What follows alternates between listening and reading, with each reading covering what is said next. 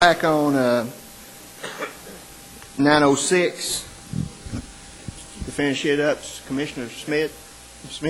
I just wanted, if anybody else had any questions, I wanted to address a couple of issues that were brought up earlier. First of all, I believe Commissioner Pinkston, and I want to assure you and the rest of the Commission, this substitute motion in no way infringes on your right to nominate and vote on whoever you please.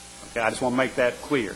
This is simply a set process that does allow public hearings, and whether you attend those or not, whether you vote for those people that are at those meetings or not, that's your prerogative, and I'm in no way trying to step on your right to nominate and vote to whomever you want to vote on. I just want to make that clear to all commissioners. Commissioner Clark and I, about 3 weeks ago, picked 7 people scattered all over our community, men and women, Democrats and Republicans, and they're taking every name that we give them that people call, and they're trying to come up with names.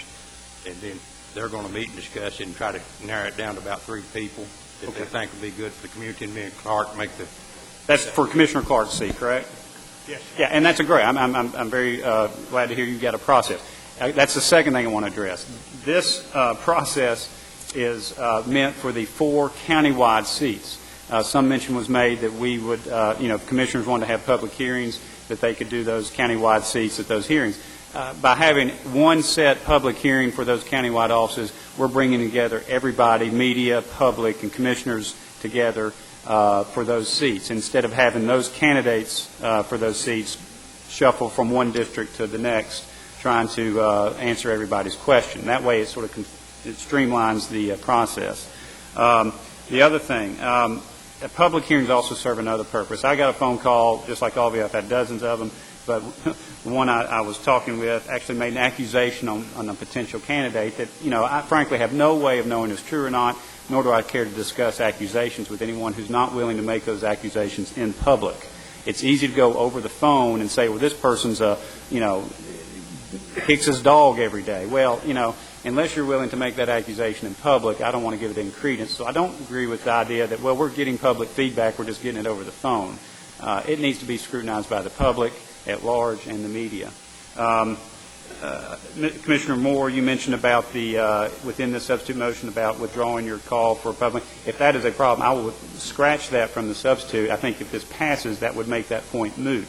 I'm glad you responded to Mayor Ragsdale's call for a public meeting, but let me clarify through the mayor, that public that special session of the commission was to put together a process to make these appointments. It wasn't to make the appointments right then. Am I correct? Thank you very much. So that was a special called meeting, and I believe your call was to actually make the appointment. So to clarify that, this is to set up a process. If we vote on this substitute, that would make that a moot point. And I think that's all I have. So I hope the dates are clear, the parameters of it. It won't go on forever. I think Commissioner Ballard, you mentioned it may be drawing on forever. This thing's a done deal. These appointments are sitting in their office by the 4th Monday of February, if not sooner.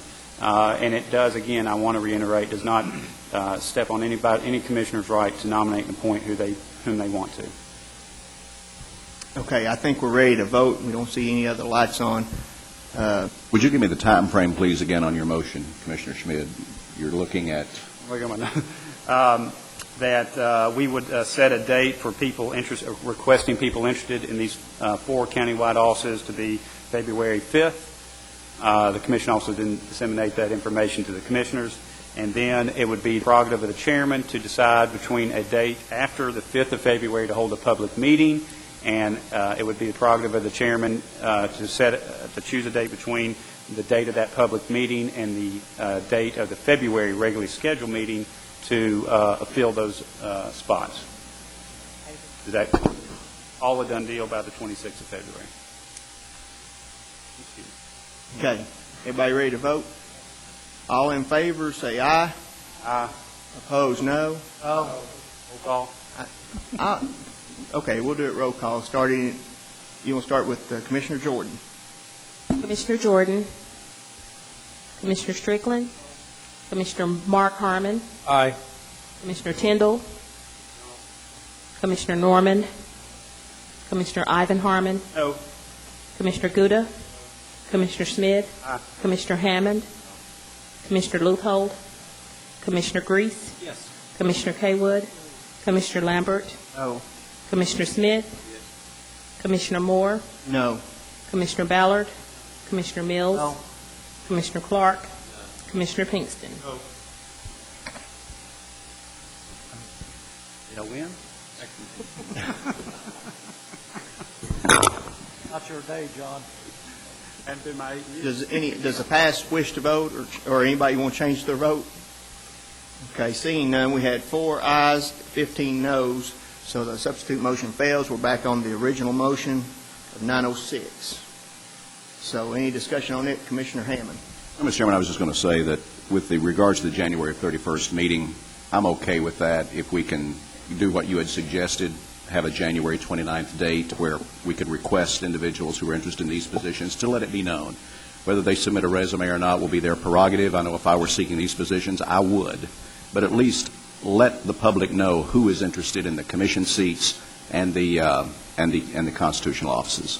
Yes, I think that's important, and we've got the news media here. We have the News Sentinel, and we have some other folks from the media. And so, I think if you help us get out that we want to cut off the date of January 29th, we hope people will submit stuff to us. You can submit stuff to the county commission office, and as well, if you're running for county commissioners, to the commissioners in the district, because I think that's important.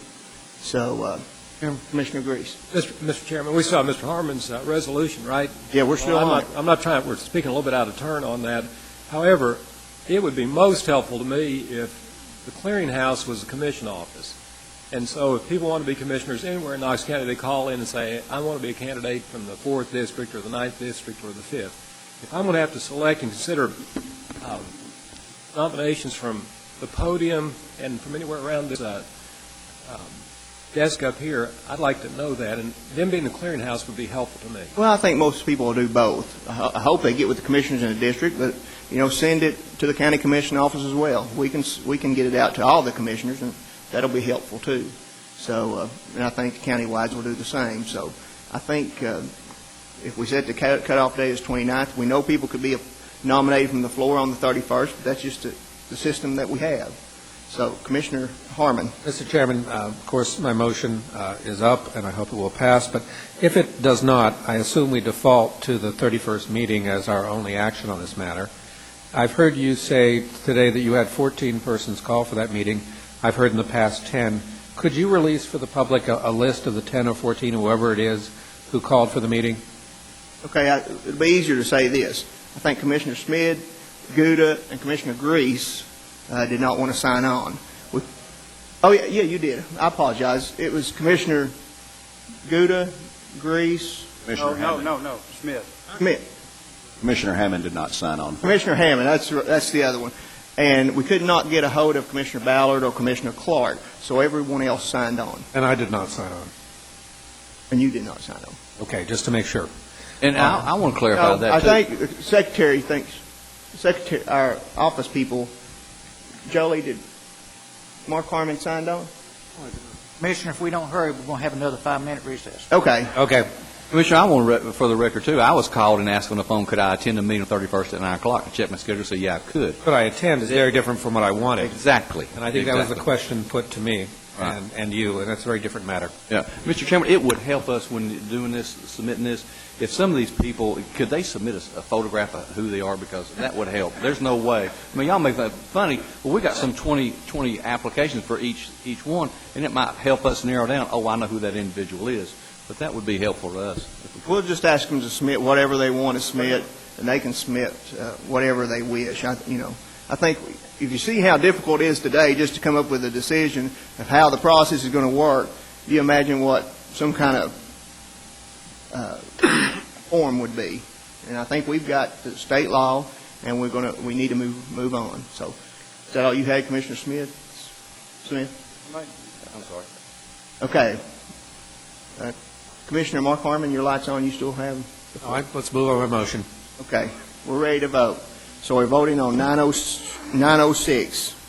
So all in favor say aye. Aye. Opposed, no. Two ayes. Two Got ayes. 2 ayes. Anybody else? 2 ayes. Commissioner Smith, Two eyes but cannot see. And